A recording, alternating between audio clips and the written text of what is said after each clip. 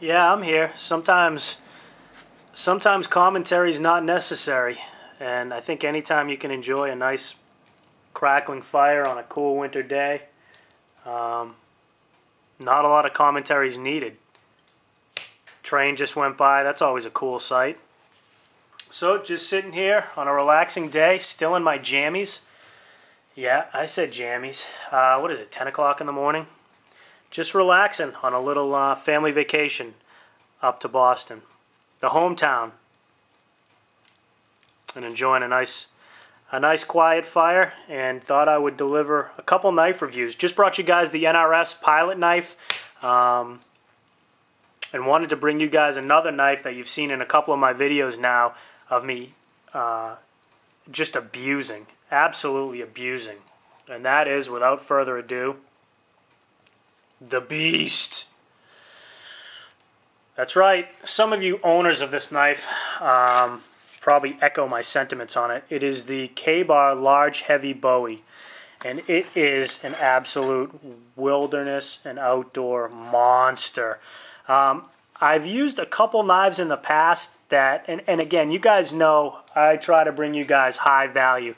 I can't afford the Sebenzas and the Chris Reeves and the Busey and Swamp Rats, and you start getting $200 and up for a knife, and I can't hang. I'm sorry, I can't hang. If you guys are looking for reviews on those knives, you're probably not going to find it here unless those reviewers feel like sending them out to people.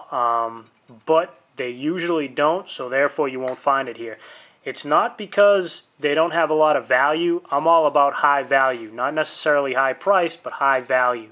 And those knives do. A lot of them are excellent knives. Second to none steel, second to none craftsmanship, second to none hardening processes. They're fantastic knives, and they deliver a lot of value. I just can't hang, so I would prefer to play in this sandbox. And the cold steel, the R-Tacs of the world, the Ontarios, the K-Bars, just high quality knives. It's a cool time to be a knife collector, user, junkie, addict, whatever you want to call it. And I certainly fall in the latter two. But here we go. Here's another high value knife. This is the Large Heavy Bowie by K-Bar. So let's get into it.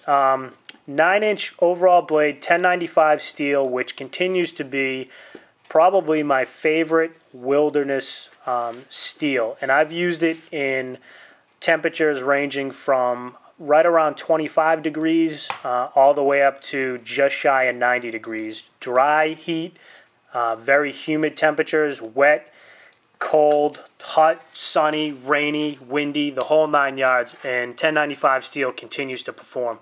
Can it break? Of course, but so can any steel out there, any of these tool steels that we're working with. So without further ado, let's get to it. This is the large version. They have a shorter version, which I think is 7.5 inches or 8 inches long. This is the 9-inch version. Let's tackle the sheath first. I don't know, we're kind of spoiled by these tactical sheaths these days, which deliver just such cool looking, like the Gerber LMF2, the cold steel offerings, and some of the other, some of the smaller Rat 5 and Rat 3. The sheaths that come with those, the Kydex, they're just cool.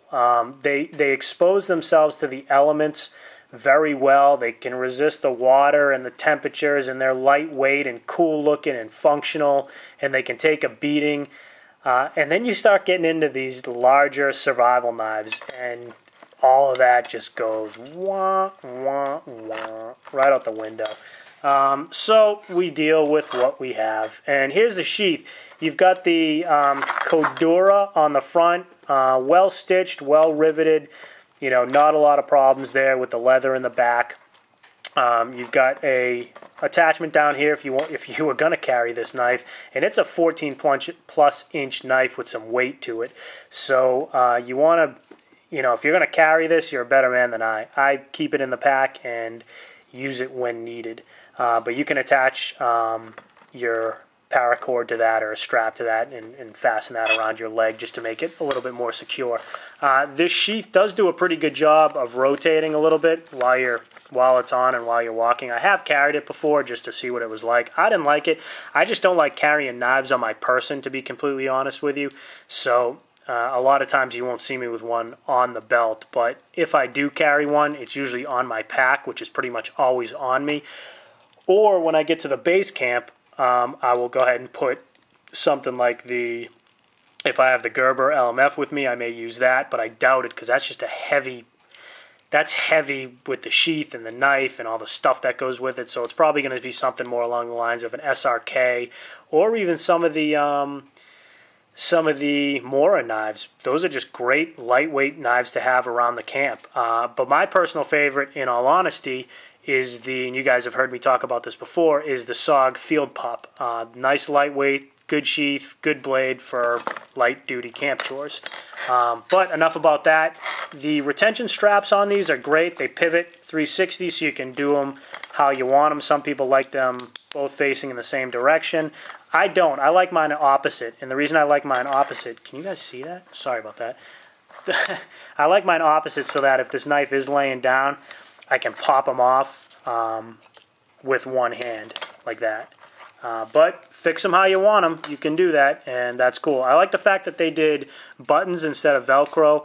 Velcro, I don't know. I'm not a big fan of unless they include a button with it. But it seems some people don't, or some offerings don't. They just include one thing of Velcro, which when it gets cold or gets stuff in it, it's just not going to work. But leather all the way around on the retention straps, leather on the belt loop. It's not quick attach, so if this thing's going on, there's only one way to get it off. And again, leather on the back. The reason why I don't like some of these larger blade survival knives is these things get hacked around, bumped around, thrown down, kicked around, stepped on, all the above, shoved in and out of a pack. And, you know, leather and Cordura, while it's rugged and rough, one, when it gets wet, it gets worn and it gets heavy.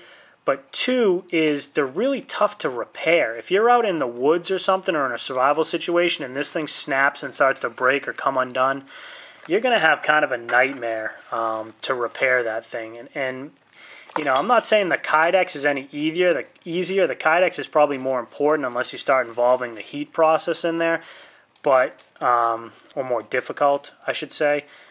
You know, but it'll resist that wear a lot better, and I think last a lot longer. So I don't know. Maybe we can get some kind of cool offerings in the future, but that's what we have. Enough of that. Let's get to the knife.